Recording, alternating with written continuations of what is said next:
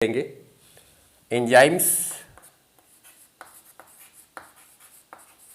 ये बायोलॉजी के स्टूडेंट के लिए बहुत इंपॉर्टेंट टॉपिक है। ठीक है, जो भी स्टूडेंट बायोलॉजी के हैं उनके लिए बहुत इंपॉर्टेंट टॉपिक है। जितने भी फिजियोलॉजी वाले पार्ट आते हैं उनमें डिफरेंट एंजाइम्स है। बायोटेक्नोलॉजी में बहुत सारे एंजाइम्स है। तो एंजाइम शब्द का सबसे पहले प्रयोग किसने किया? एक साइंटिस्ट था, उसका नाम था खूने। ठीक है, खूने नाम का साइंटिस्ट था। उसने सबसे पहले क्या किया? टर्म एंजाइम सबसे पहले उन्होंने यूज किया। तो टर्म एंजाइम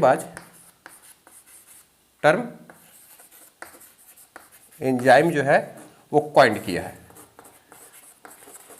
तो ये क्वेश्चन आ सकता है कि term enzyme first time coined by, या जो एंजाइम शब्द है उसका सबसे पहले किसने प्रयोग किया, फर्स्ट टाइम गिवन बाय। तो खूने ने किया है। एक छोटा सा इंफॉर्मेटिव है। एक साइंटिस्ट थे, उनका नाम था एडवर्ड बकनर। ठीक है, इन्होंने क्या किया? एक एंजाइम को डिस्कवर किया था, जाइमेज। ये क्वेश्चन आया हुआ है, ध्यान देना आप। जाइमेज एंजाइम। तो ये जाइमेज एंजाइम क्या करता है? इसको डिस्कवर किया गया था ईस्ट से, है ना। ईस्ट एक प्रकार का यूनिसेलुलर फंगस है, आप जानते हो, एस्कोमाइसेटिस क्लास से बिलोंग करता है। तो ईस्ट से डिस्कवर किया गया है। ये जाइमेज क्या करता है?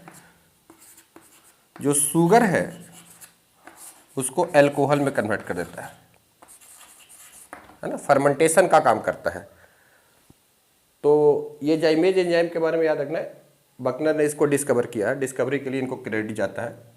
ये दो एग्जाम में क्वेश्चन आने के चांसेज है। एंजाइम्स के बारे में डिटेल से पढ़ाने से पहले मैं कुछ फंडामेंटल बात आपको क्लियर करा दूँ।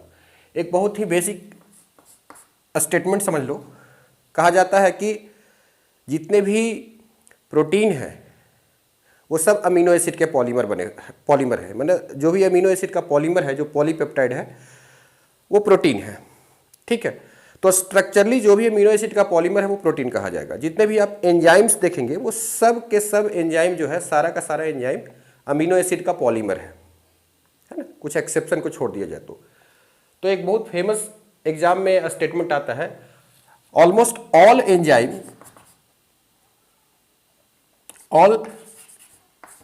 Enzymes are protein but all protein are not enzyme। ये स्टेटमेंट आपको बता दूं, ये सही स्टेटमेंट है।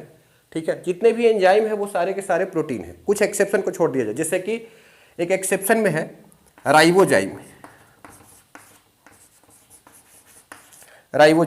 ये राइबोजाइम क्या है? ये राइबोन्यूक्लिक एसिड से बना हुआ है। ठीक है, ये न्यूक्लियोटाइड का पॉलीमर है। बाकी जितने भी एंजाइम आप जानते हो, है ना, कोलेजन जानते हो, ट्रिप्सिनोजेन, काइमोट्रिप्सिनोजेन, जितने भी एंजाइम जानते हो, हजारों एंजाइम है। तो वो सारे के सारे एंजाइम अमीनो एसिड के पॉलीमर होते हैं। तो जितने भी एंजाइम है वो सब स्ट्रक्चरली प्रोटीन है। लेकिन सारे प्रोटीन को हम लोग नहीं कह सकते, क्योंकि प्रोटीन का बिहेवियर अलग अलग टाइप का होता है। कुछ प्रोटीन हार्मोन का काम करते हैं, कुछ न्यूट्रिशनल होते हैं। एंजाइम क्या होता है? ये बायो कैटालिटिक नेचर का होता है। एंजाइम क्या होता है बेटा? ये बायो कैटालिटिक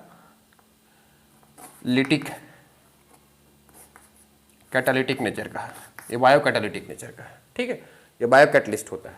स्पीड, रिएक्शन के स्पीड को, कोई भी हमारे सेल के अंदर में जितने भी केमिकल रिएक्शन चल रहे हैं, चाहे वो केमिकल रिएक्शन सिंपल कंपाउंड को मिला करके एक कॉम्प्लेक्स कंपाउंड बनाए, कार्बन डाइऑक्साइड, जैसे फोटोसिंथेसिस में आपने देखा है, कार्बन डाइऑक्साइड और ग्लूकोज को मिला करके कार्बन डाइऑक्साइड और वाटर को मिला करके ग्लूकोज बनाया जाता है।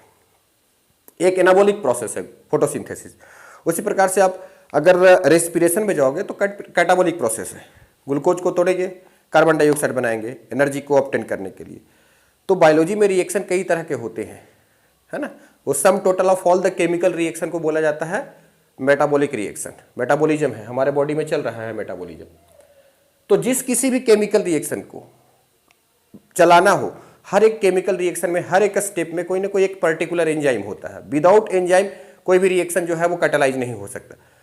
क्योंकि विदाउट एंजाइम अगर कोई भी रिएक्शन को कर रहे हो, जो प्रोडक्ट 1 सेकंड में दे सकता है, हो सकता है उसको उस प्रोडक्ट को बनाने में मंथ भी लग जाए, महीना भी लग जाए, है ना। तो इसके कुछ एग्जाम्पल्स भी दिए गए एनसीईआरटी में, उसके बारे में बात करेंगे, ठीक है।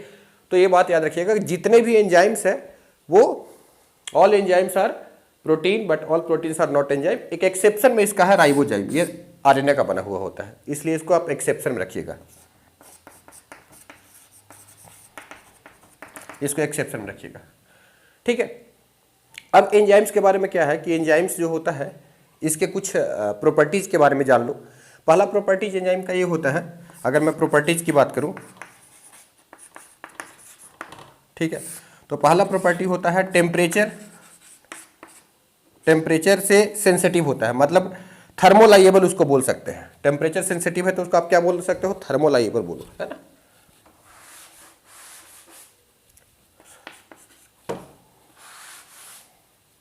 जो प्रॉपर्टीज होता है एंजाइम का वो क्या होता है, थर्मोलाइएबल, थर्मोलाइएबल होता है। उसके बाद पीएच लाइएबल होता है, पीएच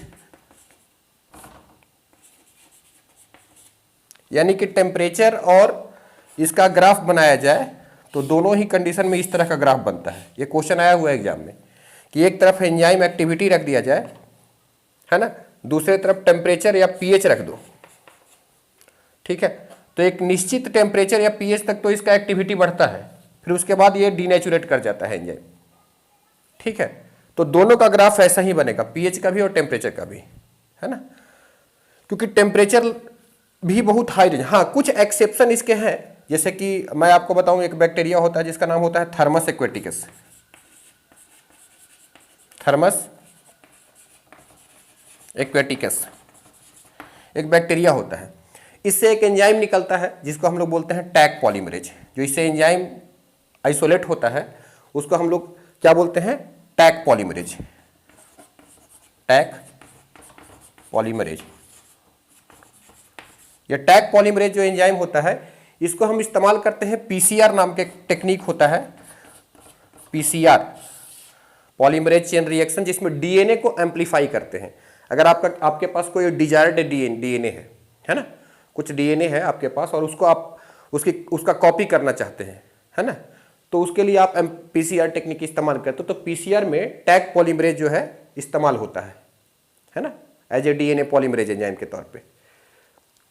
तो ये जो टैग पॉलीमरेज एंजाइम है ये हाई टेम्परेचर पे वर्क करता है, क्योंकि ये थर्मस एक्वेटिकस बैक्टीरिया है, ये हाई टेम्परेचर पे सर्वाइव करने वाला बैक्टीरिया है।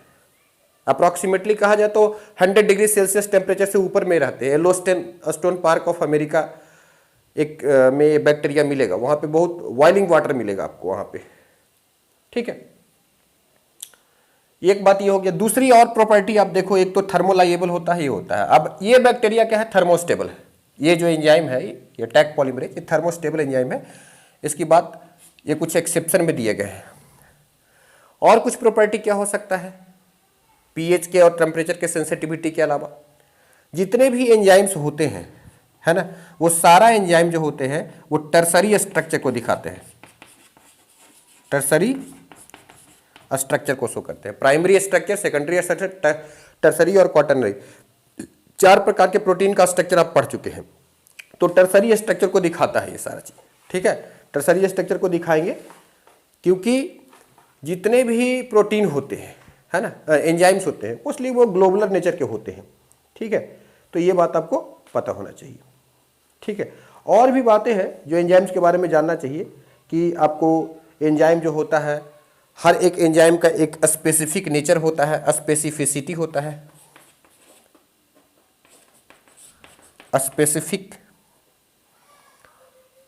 स्पेसिफिक का मतलब एक एंजाइम किसी एक बायोकेमिकल रिएक्शन को कंट्रोल करेगा, कैटालाइज करेगा, है ना। अब आप देखो ग्लाइकोलिसिस की बात करूं तो ग्लाइकोलिसिस एक 10 स्टेप का प्रोसेस है। ग्लाइकोलिसिस 10 स्टेप का प्रोसेस है। हर एक स्टेप में अलग अलग तरह का एंजाइम है। तो एक स्पेसिफिक रिएक्शन को कंट्रोल करने के लिए, एक स्पेसिफिक रिएक्शन को कैटालाइज करने के लिए डिफरेंट टाइप का डिफरेंट एंजाइम है। सो स्पेसिफिक सबस्ट्रेट का स्पेसिफिक एंजाइम होता है, ये स्पेसिफिक। इसके लिए एक लॉक एंड की हाइपोथेसिस दिखाया गया है कि जैसे चाबी जो होता है वो ताले के लिए एक स्पेसिफिक होता है, हर एक ताला का अलग अलग चाबी होता है, तो उसी तरीके से यहाँ पे स्पेसिफिसिटी आपको याद रखना है। तो ये सब कुछ प्रॉपर्टी है, और भी चीज़ें हैं जिसको हम धीरे धीरे एक्सप्लेन करेंगे।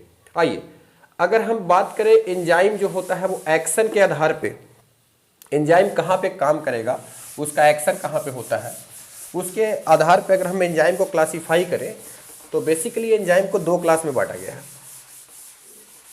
ठीक है, एंजाइम जो होता है बच्चों ये दो तरह का होता है। एक होता है एक्जो एंजाइम, एक्जो एंजाइम, ठीक है, जो आउटसाइड द सेल काम करेगा, है ना।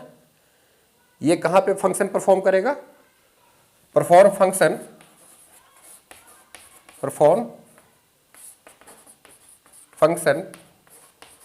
Outside the cell, outside of cell,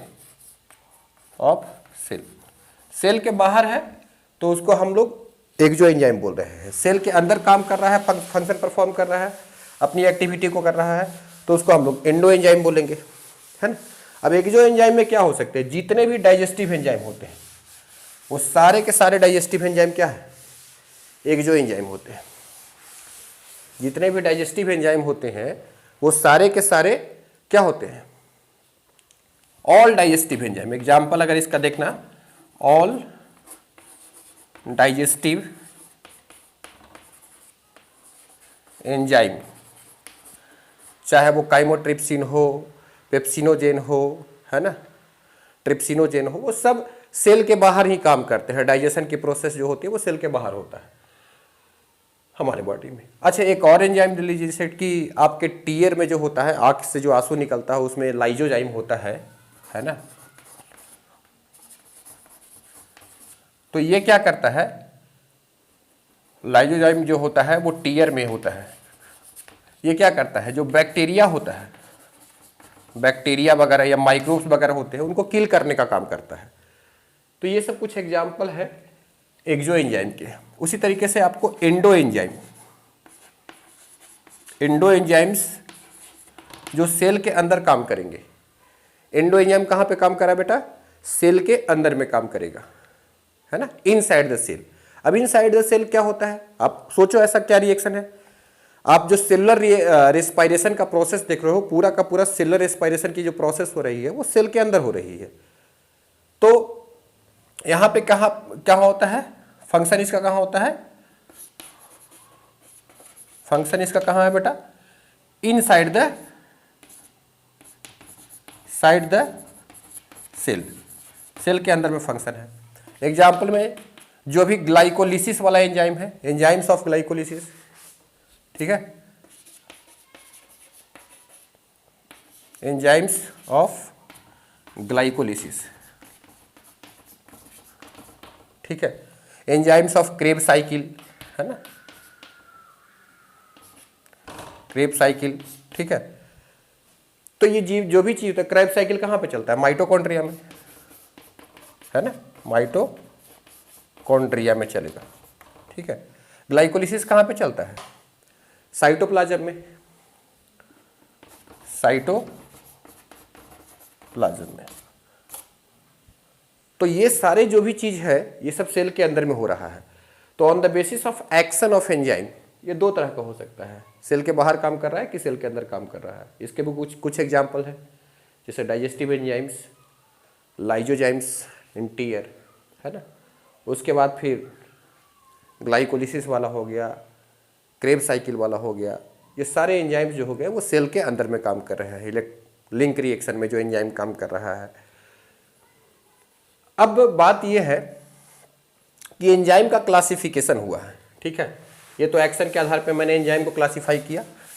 अब एंजाइम जो होता है वो कॉम्प्लेक्सिटी के आधार पे, अब जानते हो एंजाइम्स क्या है, बेसिकली वो प्रोटीन पार्ट है। एंजाइम जो होता है वो अमीनो एसिड का बना हुआ होता है, वो प्रोटीन पार्ट है। तो एंजाइम्स दो तरह के होते हैं बच्चों। एंजाइम जो है वो 2 टाइप्स के हो गए, आपको इसको ध्यान दीजिएगा जरा। 2 तरह का एंजाइम होता है, उसके बारे में मैं आपको बता रहा हूँ। एंजाइम्स हो गया 2 टाइप्स का, एंजाइम्स जो हो गया वो 2 टाइप्स का हो गया। एक हो गया सिंपल एंजाइम, सिंपल एंजाइम। दूसरा हो गया conjugated enzyme. Conjugated enzymes. Simple enzyme कौन है? जो ओनली प्रोटीन पार्ट से बना हुआ है ना। इसके ये प्रोटीनियस नेचर का होता है प्योरली, इसमें कुछ और भी नहीं मिला हुआ होता है। तो it is made by only protein part. Protein part, ये सिर्फ प्रोटीन पार्ट से बना हुआ है, इसमें कुछ और नहीं है। अब कंजुगेटेड एंजाइम में दोनों चीज होता है, प्रोटीन पार्ट भी होता है और नॉन प्रोटीन पार्ट भी होता है। इसमें दो चीजें हैं, इसके प्रोटीन पार्ट भी है, प्रोटीन पार्ट भी है और नॉन प्रोटीन पार्ट भी है, नॉन प्रोटीन पार्ट भी है। ठीक है बेटा, इसमें प्रोटीन पार्ट भी है और नॉन प्रोटीन पार्ट है। तो जो प्रोटीन पार्ट है इसको बोलते हैं हम लोग एपो एंजाइम।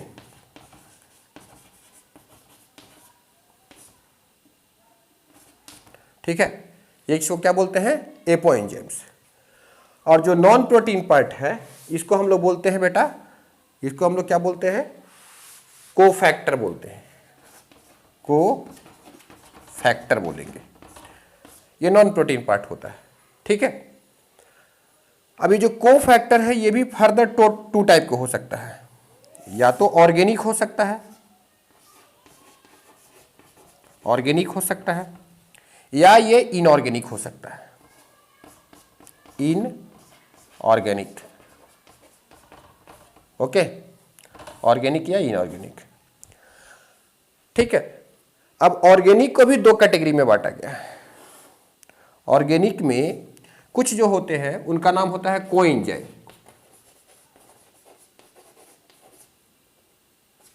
ठीक है, कुछ कोएंजाइम है और कुछ जो है उसको हम लोग बोलते हैं प्रोस्थेटिक ग्रुप। Prosthetic group. फिर दोनों में बेसिक डिफरेंस क्या है?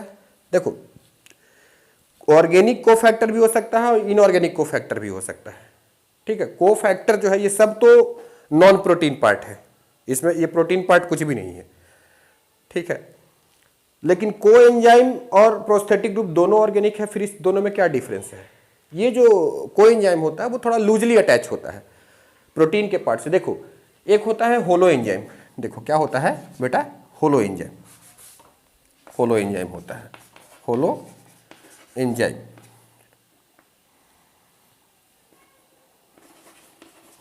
तो होलो एंजाइम में क्या हो गया कि होलो एंजाइम मतलब ये हो गया complete enzyme. Complete enzyme. Holo enzyme का मतलब क्या हो गया? कंप्लीट एंजाइम हो गया। ठीक है, तो अब ये कंप्लीट एंजाइम हो गया तो इसका मतलब क्या हो गया कि इसमें दोनों पार्ट रहेंगे, एपो एंजाइम वाला भी रहेंगे और कोफैक्टर भी रहेंगे। तो ये दोनों को हम लोग मिला करके होलो एंजाइम बोलेंगे। लेकिन अब इसमें जो कोफैक्टर है इसका भी फर्दर कि एक कोफैक्टर में क्या होगा, या कोएंजाइम हो सकता है, प्रोस्थेटिक ग्रुप होगा। सो मान लो अगर मैं इसको एपो एंजाइम बोलता हूँ, suppose this is the apo enzyme, तो इस एपो एंजाइम के पास यहाँ पे एक जगह है जहाँ पे ऐसे मान लो कि यहाँ पे कुछ कोफैक्टर है, ये आकर के ऐसे ज्वाइंट हो जाएगा यहाँ पे, इस पॉइंट पे। तो ये पॉइंट को हम लोग क्या बोलते हैं? Active site. Active site. Active site किस में होता है? एपो एंजाइम, एपो एंजाइम में। ठीक है, ये कौन है? Apo enzyme. Apo enzyme.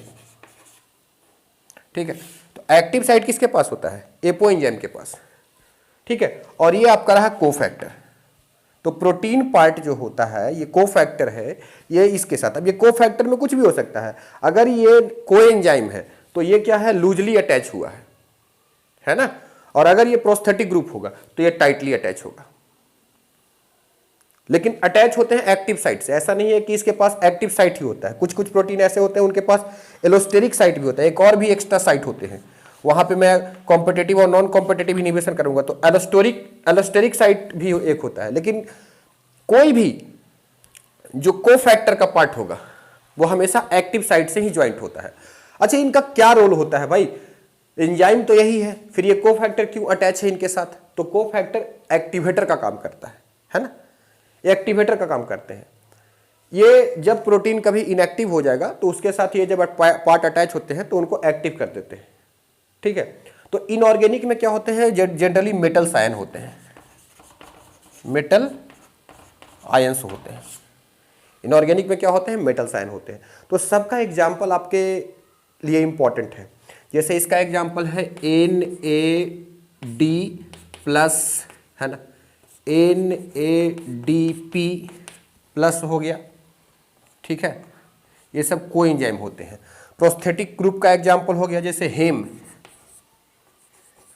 जो होता है ना, उसके बारे में। मेटल आयन का एग्जाम्पल आप दे सकते हो, है ना, आयरन हो जाएगा, आयनिक फॉर्म Fe+2 हो जाएगा, है ना, Fe+2 हो जाएगा, है ना, Cu+2 हो जाएगा।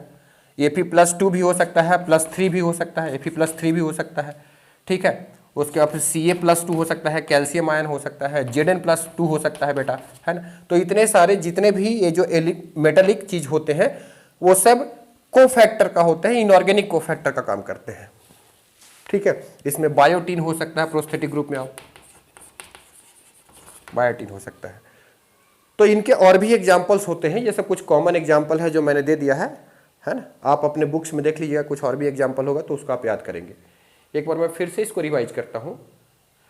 मैंने बोला एंजाइम जो होता है वो दो तरह का होता है, simple enzyme, conjugated enzyme. Simple enzyme सिर्फ प्रोटीन पार्ट से बना हुआ होगा, और कॉन्जुगेटेड एंजाइम में प्रोटीन पार्ट भी होगा और नॉन प्रोटीन पार्ट भी होगा, दोनों पार्ट होगा। प्रोटीन पार्ट को हम लोग, अच्छा, सिंपल एंजाइम जो होते हैं इसके एग्जाम्पल भी आपसे पूछे जा सकते हैं। जरा सिंपल एंजाइम का एग्जाम्पल क्या हो गया? जितने भी सब डाइजेस्टिव एंजाइम हो गया, जैसे कि हो गया पेप्सिन हो गया बेटा, ये सब सिंपल एंजाइम के एग्जाम्पल्स आप ले लेना, है ना। ट्रिप्सिन हो गया, उसके बाद फिर क्या हो गया? आपने सुना होगा हिस्टोन प्रोटीन होता है एक तो, है ना, हिस्टोन हो गया। बहुत सारे एग्जाम्पल है, मैं कुछ कॉमन एग्जाम्पल देता हूं जो जनरली एग्जाम में पूछे जाते हैं, उनकी बात कर रहा हूं, ठीक है। काइमोट्रिप्सिन हो गया।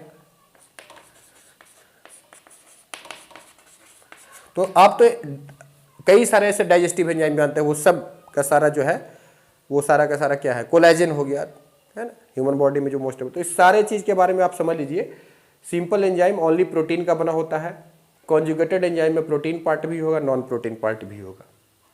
प्रोटीन पार्ट को हम लोग एपो एंजाइम बोलेंगे, यही मेन आपका एंजाइम वाला पार्ट है, ये प्रोटीन पार्ट है। इसके साथ कुछ एक्टिवेटर होते हैं जो कोफैक्टर होते हैं, वो जो है वो ऑर्गेनिक भी हो सकता है, इनऑर्गेनिक भी हो सकता है। ऑर्गेनिक है तो इट में भी कोएंजाइम, किसको बोलेंगे? जो active group of apo enzyme के साथ अटैच होगा लूजली, वो कोएंजाइम होगा। टाइटली अटैच हो गया तो प्रोस्थेटिक ग्रुप बोलेंगे, लूजली अटैच होगा तो। इसका एग्जांपल है NAD हो गया, NADP हो गया, ADP हो गया, है ना, ये सब इसके एग्जांपल्स होते हैं। इसके बाद फिर प्रोस्थेटिक ग्रुप में एग्जांपल होते हैं, हेम हो गया, बायोटीन हो गया, ये सब एग्जांपल हो गए। जितने भी मेटल्स आयन आप जानते हो जो एक्टिवेटर, अब मिनरल न्यूट्रिशन में आप जाइए, बहुत सारा मोलिबेडनम होता है, जिंक होता है, कॉपर है, आयरन है, ये सारे चीज़ जो है वो इनऑर्गेनिक मेटल्स है। मेटल तो इनऑर्गेनिक ही होता है, तो वो किसी न किसी का एक्टिवेटर होते हैं। जैसे आप 2-4 का याद रखिए नाम, मोलिबेडनम किसका एक्टिवेटर है, कॉपर किसका एक्टिवेटर है, आयरन किसका एक्टिवेटर है। मैं कुछ लिस्ट आपको देता हूँ, वो लिस्ट में आप याद रखेंगे किसका किसका एक्टिवेटर है, ठीक है, इस तरीके से। अच्छा, NCERT में एक चीज़ दिया गया है, आप उसके बारे में ध्यान रखिएगा। एक ऑर्गेनाइजेशन है, उस ऑर्गेनाइजेशन का पहले नाम था international union of biochemistry,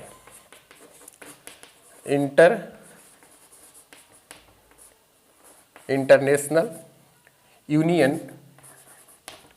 union of biochemistry,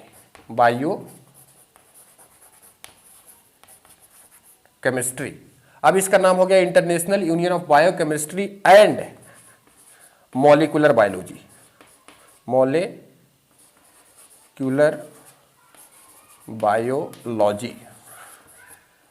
ठीक है। International union of biochemistry and molecular biology, इसको शॉर्ट फॉर्म में क्या बोल सकते हैं? IUCMB, शॉर्ट फॉर्म में इसको हम लोग बोलते हैं IUCMB, इसी को बोलते हैं इंटरनेशनल यूनियन ऑफ बायोकेमिस्ट्री। इन्होंने एंजाइम को मेजर 6 क्लास में बांटा गया है और NCERT ने उसी सीक्वेंस में नाम दे दिया है ना। तो ये मेजर 6 क्लास का नाम मैं आपको यहाँ पे लिखता हूँ। और